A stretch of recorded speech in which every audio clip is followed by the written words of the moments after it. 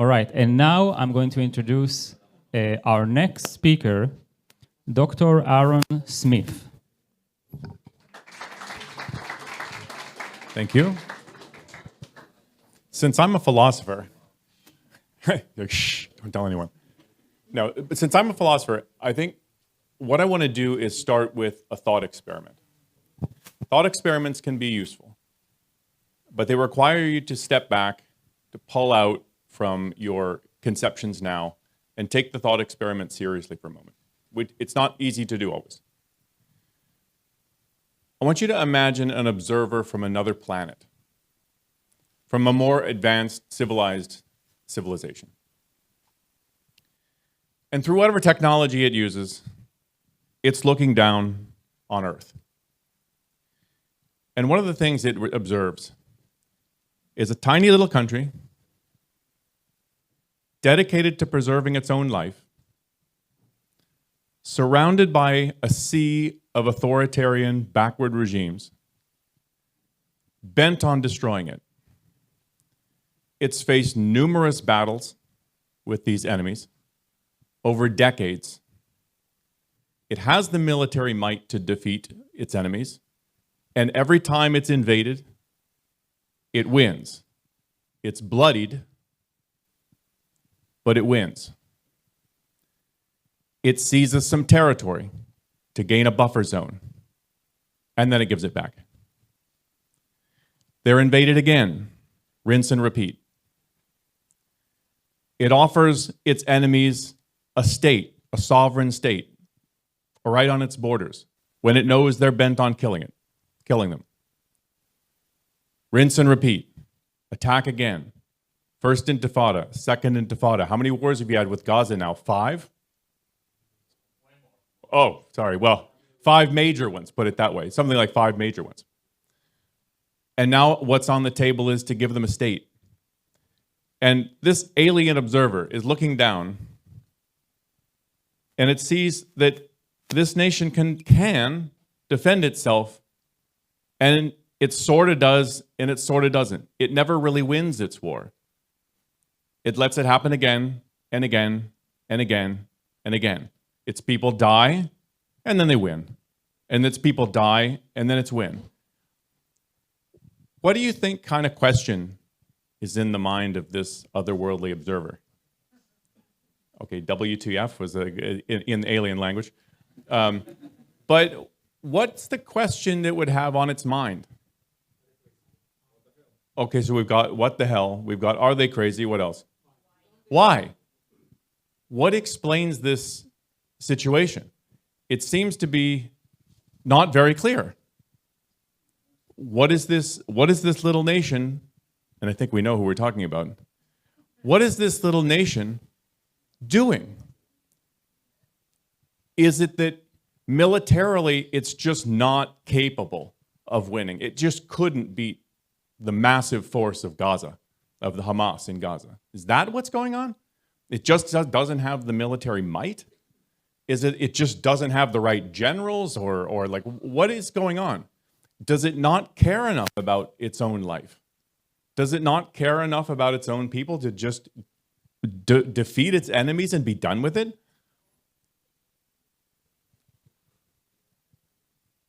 Sorry, as an American, if Canada and Mexico were constantly peppering, sorry, I live in California, with us, or Hawaii or Guam, sorry, Guam, were constantly peppering us with, pepper, that's light, were bombarding us with rockets on a regular basis, and they kill our people, and then we kind of push them back a little bit, and then we kind of go back to our lives and go back to our cafes, and then they kill us again, and then we just keep doing the back and forth, like this ping pong. It's like, what are you doing? And there's the question. And I don't think that the problem is you just don't have the military capability. It's just impossible. There's nothing you can do. I don't think that's true. There are political factors as well. But there's a question of what drives the political factors. And I think the fundamental answer is you have absorbed, like the rest of the West, like the United States, where this is not a little lesson for Israel that we're immune from, absorbed a moral perspective that ties your hands, that makes you feel that you don't have the moral certainty, you don't have the moral resolve, you don't have the moral rectitude or certainty to do what it takes to defend your own lives in the end. And it's constantly that you pull back, you open humanitarian corridors for people after October 7. You send them telephone calls, tweets, text messages, letting you know, hey guys, we're coming. Feel free to move on. I'm an outsider, so I'm very much, I don't live here. I don't live under what you live. And I'm very sensitive to, like, I don't want to come and give the people a little moral lesson in a way, because I don't live here and I don't live under this. But in a way, this is a moral lesson. But it's not just for you. I think it's for the United States. It's for the West as well. We have absorbed a very toxic moral perspective. It's one that elevates self-sacrifice, the placing of others above self, turn the other. How many expressions do we have for this? Turn the other cheek. You know, you get slapped, you turn the other cheek. You let it happen again. The whole underdog problem you guys have is like, well, you know, as Nikos was saying, well, they're weak and you're strong. You're comparatively wealthy to them. You're successful. They're not. It's like, well, where does the moral concern then tilt? If you have this sort of moral perspective that it's the weak, it's the suffering, it's anyone that lacks some value. It's the weak, the suffering, the backward, the poor, you know, whatever it is, it's something lacking some important value. Moral concern tilts to them, and it tilts away from anything that's successful, strong, happy, vibrant. Then they don't care about you. And then you're automatically seen as, well, the guilty party, as Nikos was pointing out as well. So Ayn Rand calls this moral perspective altruism, literally otherism. We normally think of altruism often in the culture, it's benevolence, it's being nice to people and stuff. But she focuses really on the philosophic meaning of altruism. It's the placing of others above self. It's self-sacrifice as a noble ideal, self-sacrifice as a noble act. And I think in this regard, when you look at that, when you look at Israel's behavior, why is it always the one? If you guys are, as he said, on the side of life, why are you always the one that has to pull back? Why are you always the one that's on the defensive? Why are you always the one that's on your back foot, you know, trying to like navigate the international opinion, and I don't know, what are they going to think of me, and then I have to kind of act in response to that? Why are you guys the one that have to do that? Nobody demands that of Gaza. Nobody demands that of the Palestinians in the West Bank. Nobody puts that kind of moral scrutiny on them. Why is it on you guys? And why does Israel too often comply with that? Back off, pull back, go easy, wear kid gloves, just get used to the new normal and wait for the next attack. And I think it's this, I think the morality can be a very powerful weapon, but this morality is killing you. It's literally killing you. And you need to learn to drop it.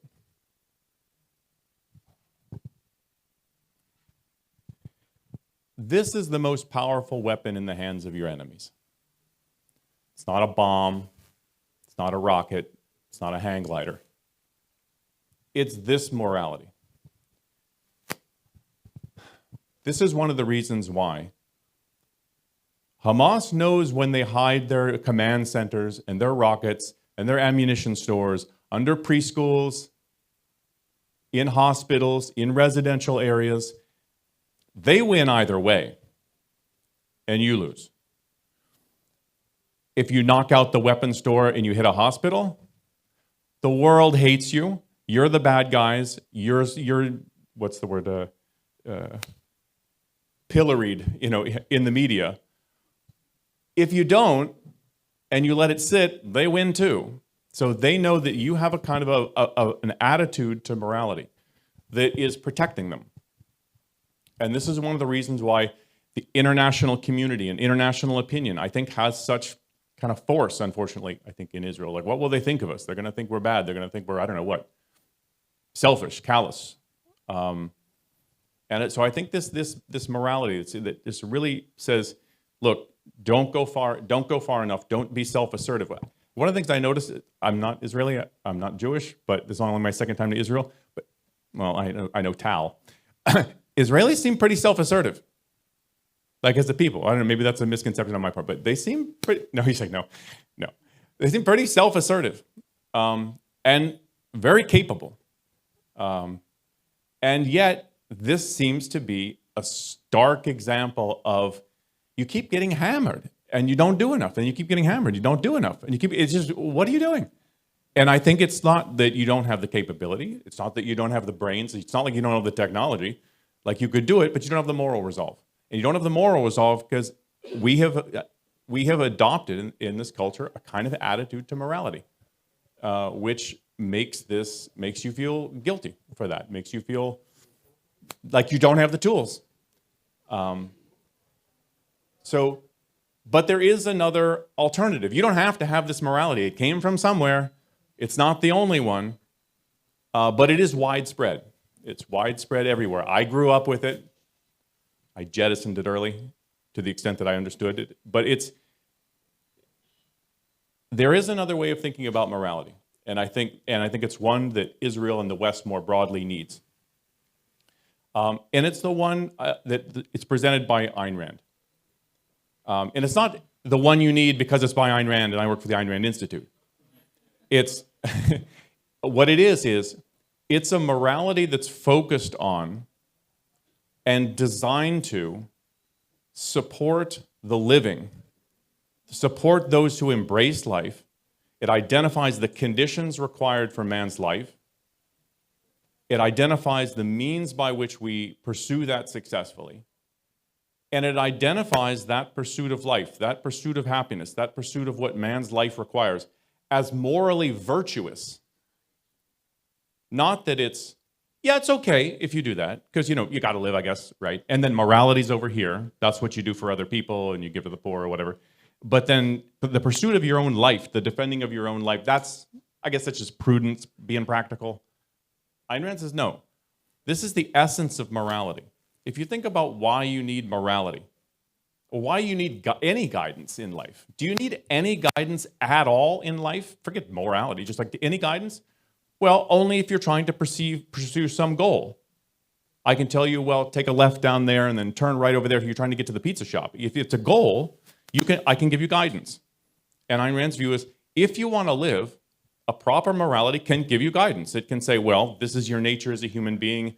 You function by means of reason. Reason is your tool of survival. Reason is your means of knowledge.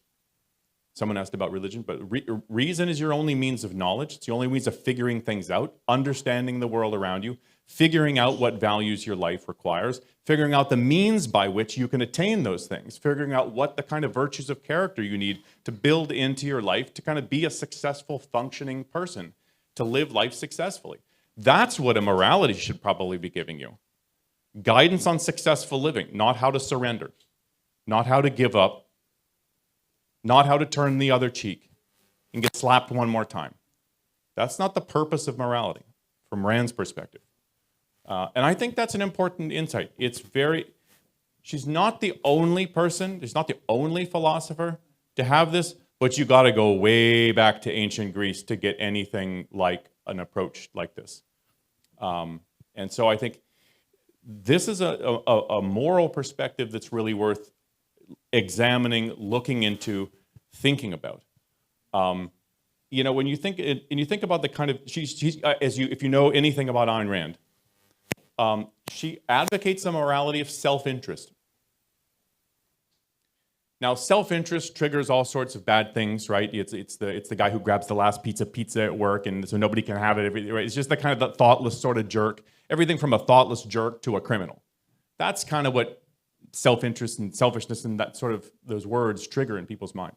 Her view is what she calls rational self-interest, where you identify your actual interests. When you ask that question about your interests, what actually is, just forget the word selfishness and Ayn Rand and all of that. Just ask yourself, what actually is in my own interest? What actually is to my advantage for me in the living of my life across the course of my life? Not just today and what feels good now, but just like what really is in my interest.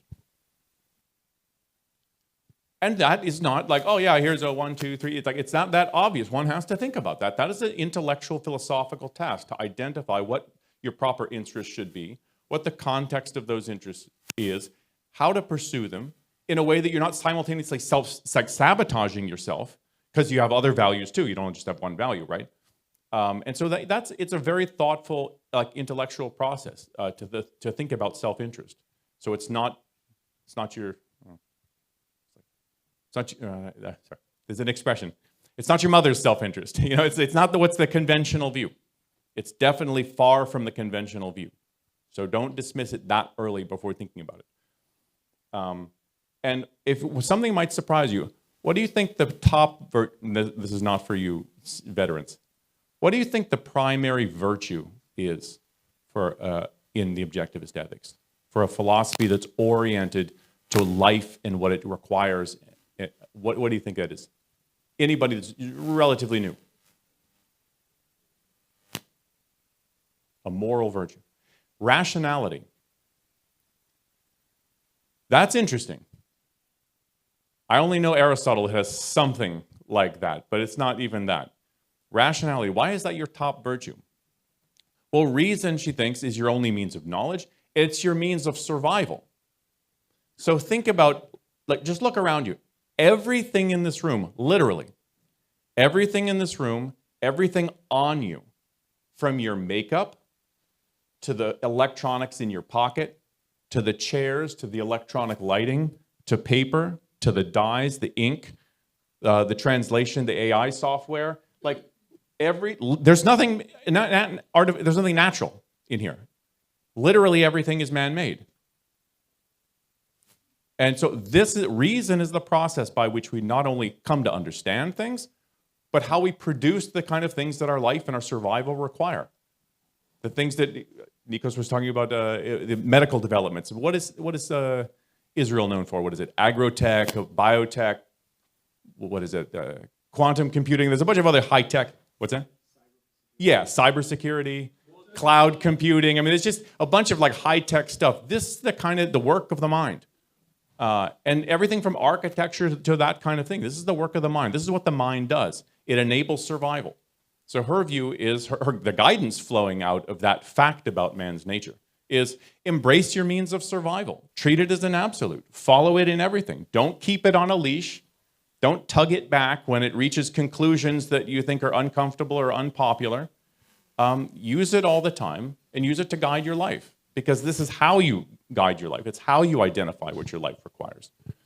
That and other virtues might surprise you for a person who proudly advocates selfishness, independence, integrity, pride, justice, honesty. Again, this is not the conventional view. It's a long-range perspective on the kind of principles of action one would need to take and build into one's character if one is going to be successful at living. I have a neighbor who has this Jeep, and this thing is pimped out. He's got extra tires. He's got these extra gas cans on it. It's jacked up. He just got some new, rear axle or something. It's just he's just outfitting this thing for off-road kind of stuff, and all he does is spend time working on it, developing it, equipping it for the activity that he wants to use for it. This is, I think, moral virtues are kind of like you're pimping out your Jeep. So it sounds a little flippant, but you're trying to equip yourself for life, equip yourself for successful action in life, and that's an intellectual task. It's a task to think about what kind of things should I build into my character? What are the methods of functioning I need to do? I need to build into that so I can be successful, so I can be, in effect, like that Jeep. I'm ready for anything. I've got everything I need, and I'm fitted for success in life. And that's how she thinks more about morality.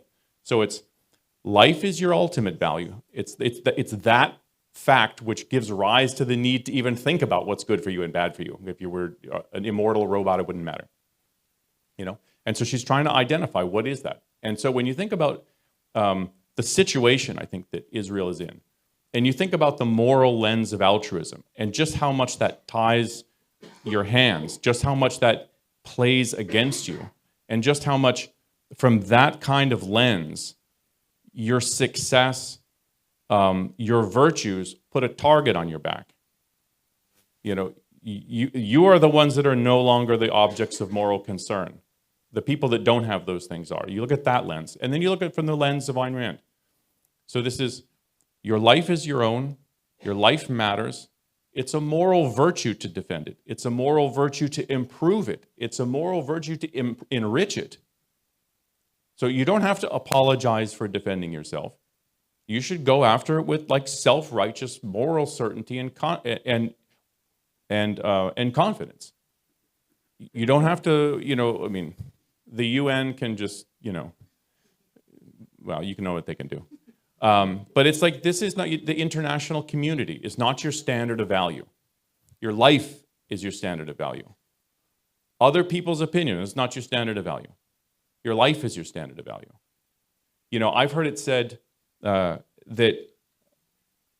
what is it? Your enemies say that you're weak because you want to live, and they're strong because they want to die, or something like that, something to that effect. I think it's time to turn that around. I think it's time to turn your love of life into your most powerful weapon. But to do that, you need a new moral framework. Thank you.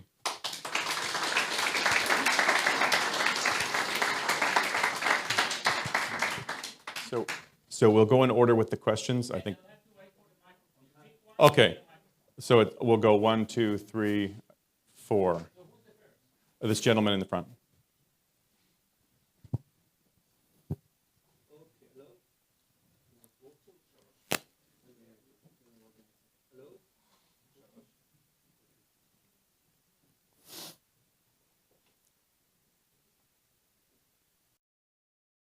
There we go.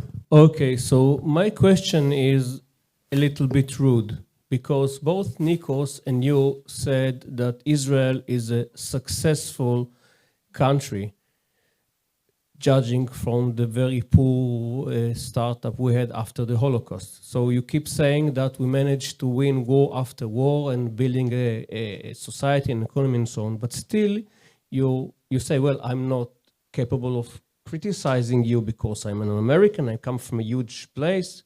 The United States is 500 times bigger than Israel in size, and much bigger in size, and also bigger than Israel in population. You're in a different place. Okay, but still you have a lot of criticize about our morality, especially when it comes to the way that the IDF works in Gaza.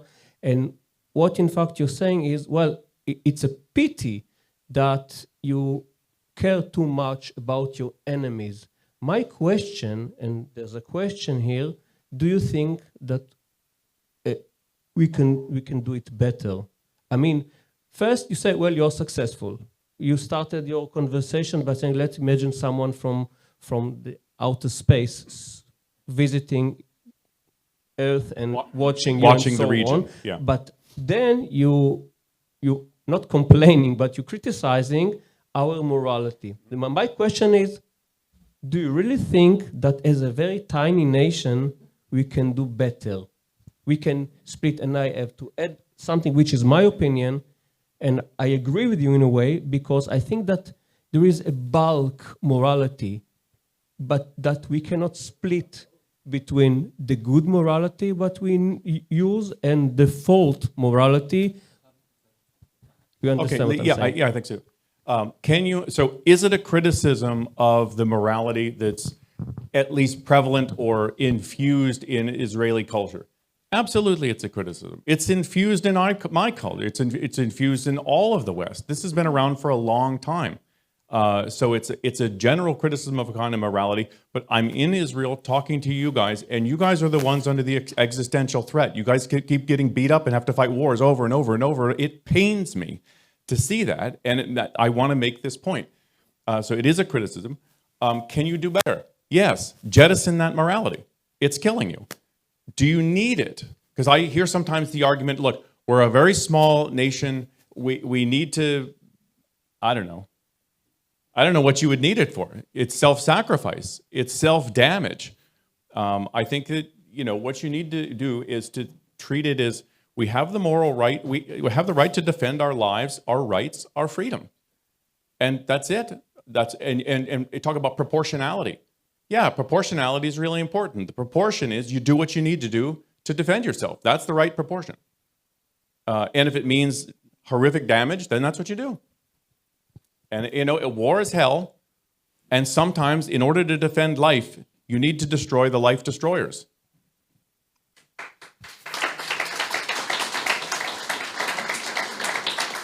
Thank you.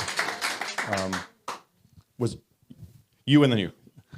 I want your thought on 2 points. One about morality and the value of human life, and against war for the last 100 years said there's a theory I learned in the university that the new wars should be without killing the enemy and without the death of your soldier, and that's part of the purpose.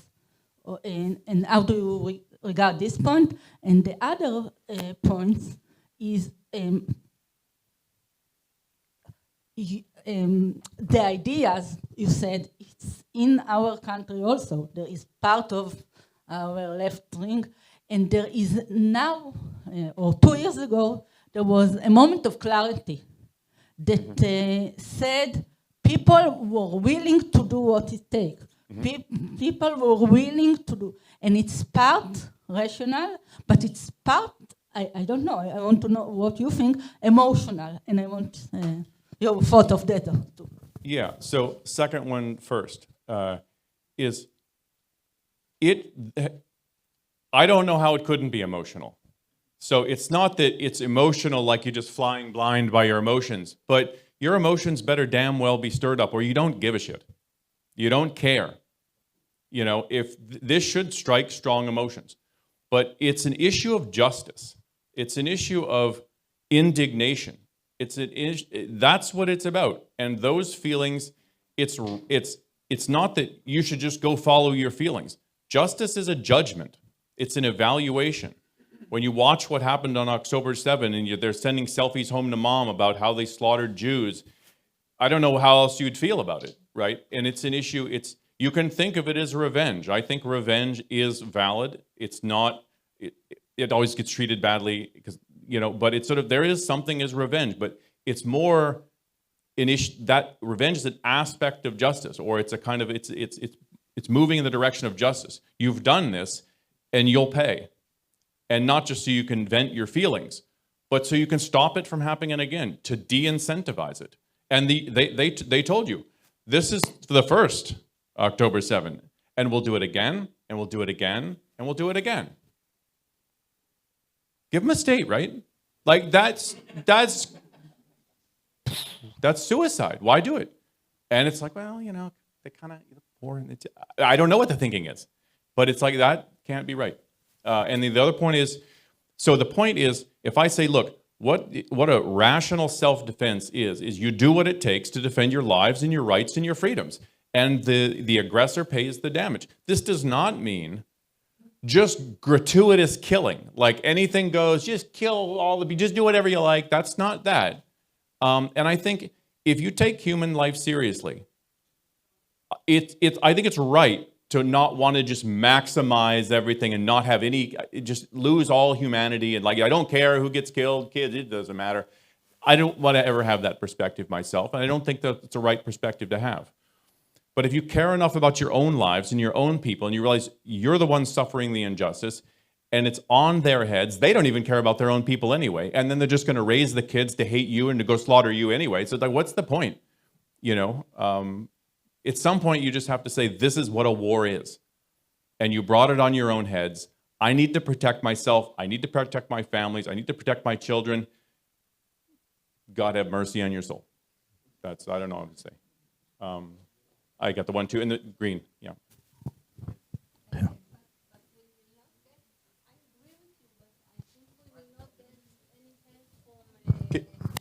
Okay. I agree with you, but I think we will not get any help from United States if we will do what you suggest. So this is the conflict, what to do. Yeah. So I'll answer that 2 different ways. You need to do what's right, and you need to stand up for yourself. And the world needs to adjust to you. I don't know, like, how much do you get from literally how important it is? Like, you can't fight without us. That's the more tech. 4% of the budget, not that much. Okay. Oh, hold on. Now everybody's sort of jumping in, but go ahead. The aid from states is 1% of the budget, and 1% of the GDP and about 4% of the budget, I think. Okay. We can do okay, without but let's take that. Let's finish addressing the question. But thank you. But so I think that you will get more traction and more respect from people, the better people, if you say, too bad, we're going to go our own way, we're going to defend it, and if you're not with us, you're just not with us and you're on the wrong side of history. That's all. You know, you'll never get the respect, you know.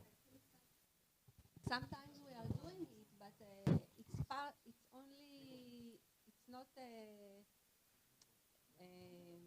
an attitude. We do it sometimes, and Yeah. then it's got a mess. Yes. Because you do it only sometimes. You are not taking. Yeah, so for those who didn't hear it from the mic, Sleddy was saying, you know, sometimes we do stand up for ourselves. Sometimes we do, and at that moment, I don't know what the world is thinking, but I'm cheering. I'm like, good, get them. You know, I think, you know, and I think you were mentioning some comments about this earlier, but I think early on, I think I was like, well, with Netanyahu, I was like, go get them. Like, this is exactly what they deserve, and this is what you need, and it's the right thing to do. And then again, then it just sort of goes different ways and starts to waffle a little bit, you know. And then what was the other? I mean, we had our own thing with 9/11. Once 9/11 happened, the nation united. I mean, we had an actual good speech from a president. The sort of axis of evil speech, you're with us or you're against us, and it was a kind of powerful speech, and it was like, that's what justice looks like, that's what moral rectitude looks like, and then you saw what happened. So it's very hard to hang on to, but there's not much to be proud of in our foreign policy. Yes, sir. Sorry, that took too long. You're encouraging me to prioritize self-interest and to eschew altruism and self-sacrifice. I don't prioritize my self-interest. I prioritize her self-interest. Okay? And perhaps even that of many of the others in this room. If the soldiers of the IDF were not altruists and did not sacrifice their very lives, none of this miracle that you're all talking about would have happened. I don't think that's true, but I want to address that. Go ahead. That's exactly the position, a position of collectivism, of altruism. That's Zionism. That's nationalism. That's why our soldiers are fighting. Exactly the opposite reason that you're saying. So I don't think this is at all true. I think, but you have to think about, so take the interpersonal thing first. Not to isolate you, but just take families in general. You think about the love you have for you've got kids, I don't have kids, but I have a wife, you know, and it's like, I think the honor and the care and the priority that you give to someone you love, because they're part of your values. They're one of your most important values, and they're one of your most important priorities. It's because of their relationship. They're one of your values. If it was like, I don't know, I had an arranged marriage and some lady got hooked up with me and here we are, and it's like she's not really a value to me, but we're married, and so I got to sacrifice. That's sacrifice. As opposed to someone you care about and you dive into the ocean, a swirling ocean to kind of save them. That's loyalty to your own values, to what matters to you. And it's the connection to your own self and to your own values. That's what builds that as a connection. And that's what makes it not sacrificial. It's not like, yeah, I guess I'll help you out, honey, but anyway, you don't deserve it, like whatever. So it's like I think about those interpersonal relationships a bit differently. I don't know if that makes sense to you, but the issue about soldiers, again, you have the complication that they're drafted, and so there's a kind of they're forced to go into the military. So it's kind of you can get out of it. Yeah, I know there are some ways to get out of it. I know, or some don't. Some do. What's that? Yeah, most of them don't. But also, I think you have to take soldiers as individuals and not say the army. I think because some people go into this, they care about their country and they want to defend it because they value it. They could have bad reasons for going in. I just want to kill people. I know people that go into the United States Army like that. I grew up with them. Half the people I went to high school with in my little town, they either went to mall security so they can push people around, or the cops, the police, or they went in the military. But then I also know people. I was in graduate school in a PhD program with a student. He was studying philosophy like me. And once 9/11 happened, he quit the philosophy program, signed up for West Point Military Academy, and became an officer in the military. And he says, my country needs me, and I want to defend it. And this is a crisis, and this matters to me, God damn it. And it was such an important personal value to him. He was going into it. And it mattered to him. And I think so you can have soldiers where this matters to them, and that's what animates them. And you can go and say, I have a duty to my country, I'll throw myself on a bomb for my country, and it's very self-sacrificial in motivation. And I don't think that's a good thing. And yet, most of our soldiers go in knowing that there's a good chance that they're going to die at the age of 19. That's Cannot be served by this in any I don't agree with that. I don't think that's true. And yet, one of the things you do when you decide to join the armed forces, whether it's here or somewhere else, is you sign up, hopefully not drafted, but you sign up for a role. And in that role, you are signing up to go into harm's way. You are signing up to put your life at risk. You're not signing up to die. You're not trying to die for your country. Maybe somebody is, but I think it's very irrational. Because I need you to live for the country, not die. But it's sort of like, you're signing up for a dangerous job. You can work on one of these offshore fishing boats that are in Alaska. It's very dangerous. You can sign up for the police force. You get all of these things. You have a role. Well, I can't speak to what each individual goes in for. Yeah. Mm-hmm. One, two, all right. Wait. Let's.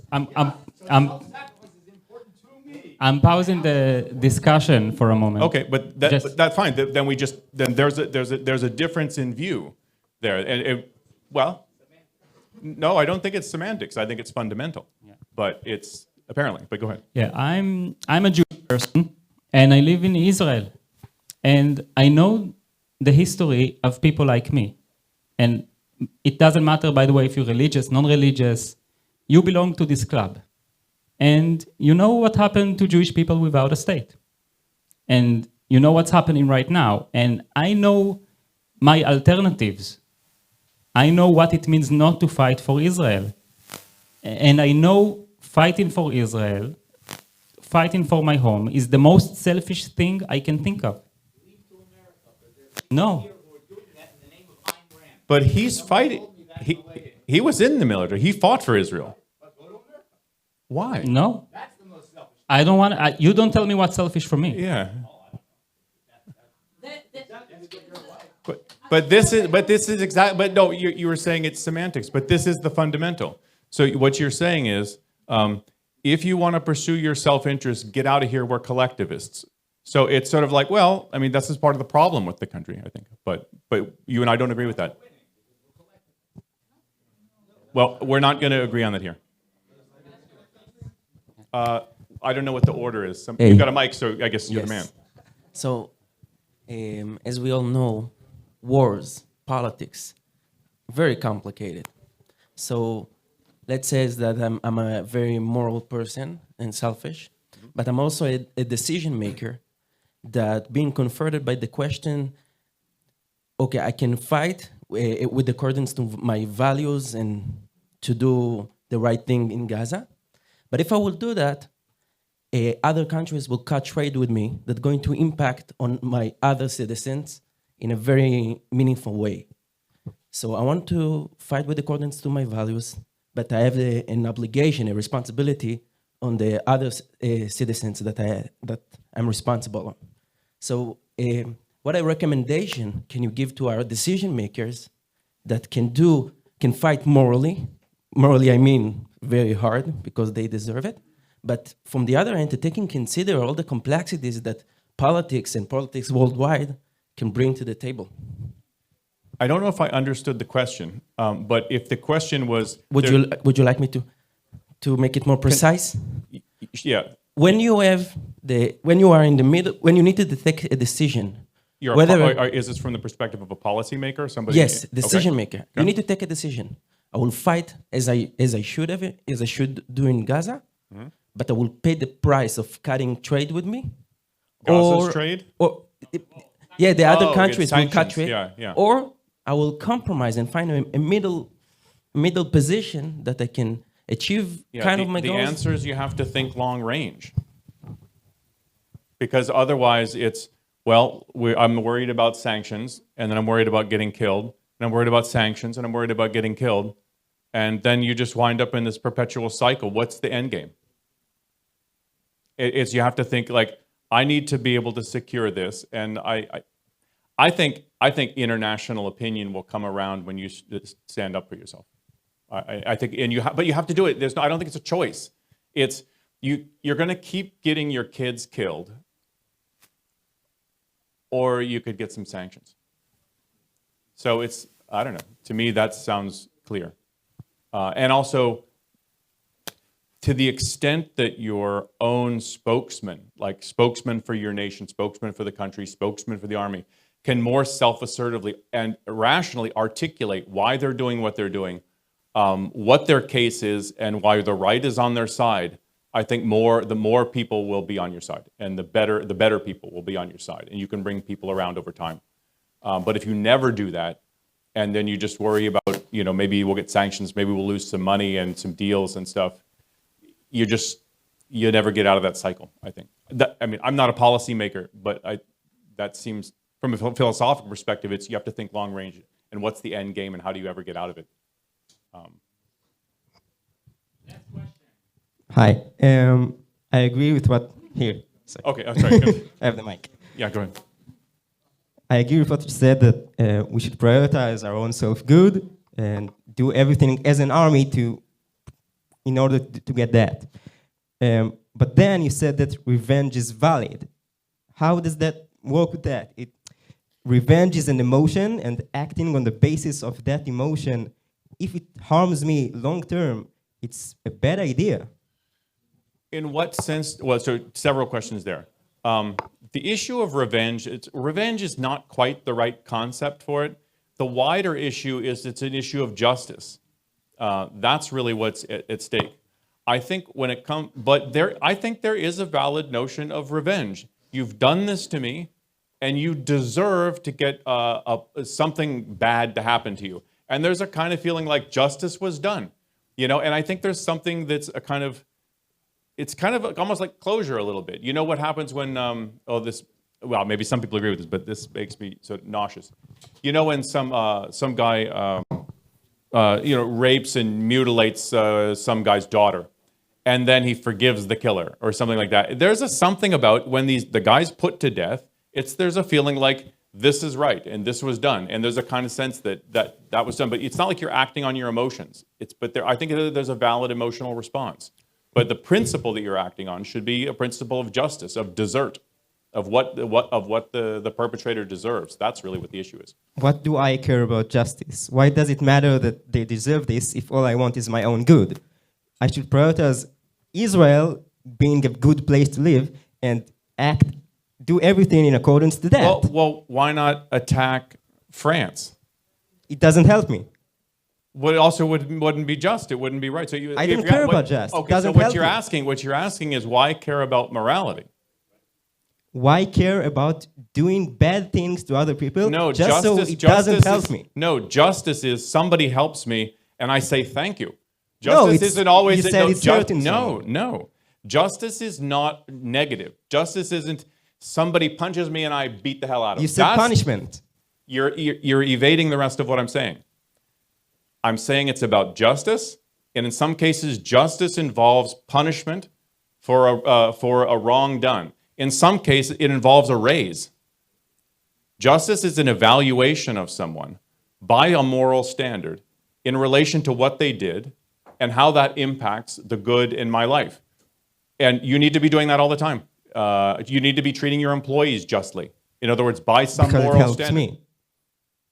It Of makes my course, business it much better. It helps you in all sorts of ways. How does killing terrorists or whatever help me? Because it stops them from killing you. No, but it's not what you said. You said it's because of revenge. It's because of See, emotion. you're just going back to this again. It's not helpful. Yeah. Sorry if it's maddening. Sorry. Yeah. But the point is, we should prioritize ourselves. We should do everything It's not for an that. alternative. It's not prioritize yourself or care about justice. Prioritize yourself or do what justice demands. It's do what justice demands because it's in your interest. Justice is in your interest.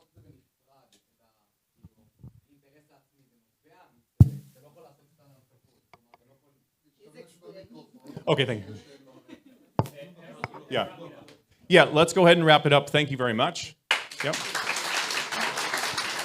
Thank you.